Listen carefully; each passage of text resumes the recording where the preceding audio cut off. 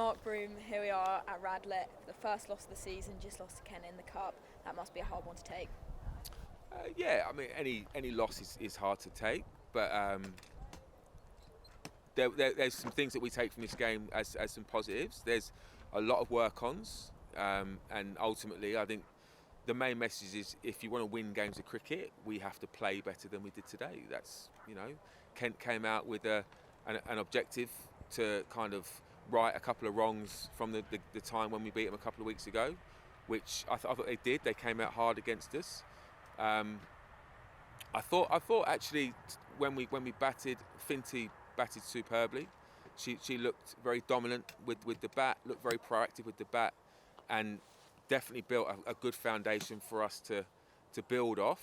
Unfortunately, we just couldn't quite build off that to kind of get that rate to up just above 7.5, which is what we looked for. And then when you lose key wickets in that middle period,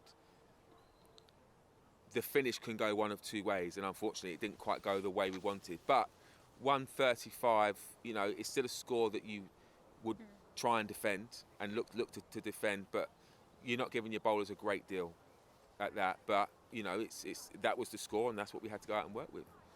Yeah, certainly, and you're out of the Cup, as you say, you've got a lot of T20s coming up, starting at the end of the month. What were your key takeaways from today in adapting to a different format?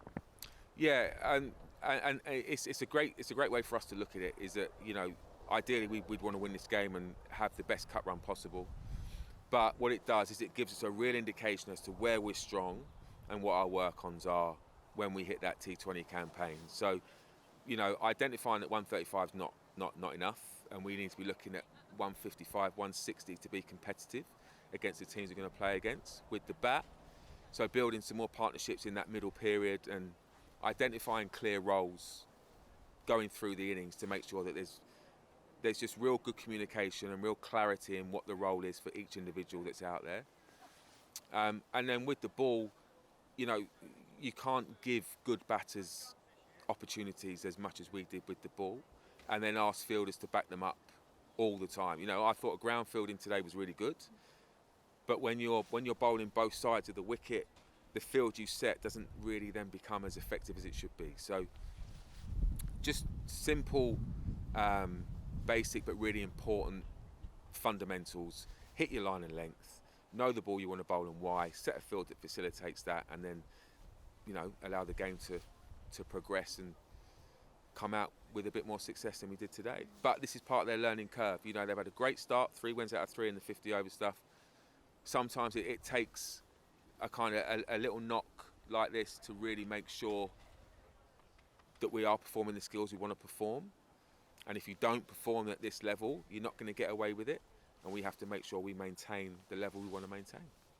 You touched on it a bit there, but a few positives to take away. I mean, standout has to be Finty, clearly adapted to the format really well. Can you just a few words on her 50? Yeah, she has a goal that she set herself to be the leading run scorer in Tier 2 cricket, and she has the ability to do that without question. It's twice now that she's got to that 50 mark, and her objective now is to make sure she progresses on and turns those brilliant starts into match-winning knocks of 80s, 90s and going on to that magic 100. So I thought she was exceptional with the bat. And with the ball, Anaya Patel, again, a 14-year-old that bowls with the maturity of someone who's been in the game for a lot longer and the skill and the craft. She came on and at times, she kind of saved where we were and got us back into a point where she was progressing on again. But it's having that support. We talk about batting in partnerships, we've got bowling partnerships. I thought she was exceptional again today, Anaya, and a bright one for the future. So there are positives to come out of today. There's always going to be work-ons, and we need those work-ons to get better. But we just, lift your head up.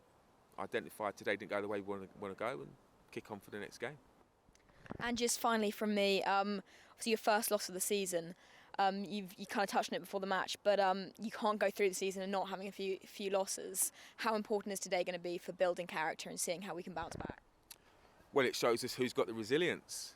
And you have to have resilience in cricket. Cricket is a game designed for people to fail more than they succeed, and those who embrace the failure, embrace the learnings, and then put it into perspective and crack on are the ones that come out more successful towards the end. So, you know, you're always going to have losses in cricket. That's part of the game. It's how we bounce back from those losses.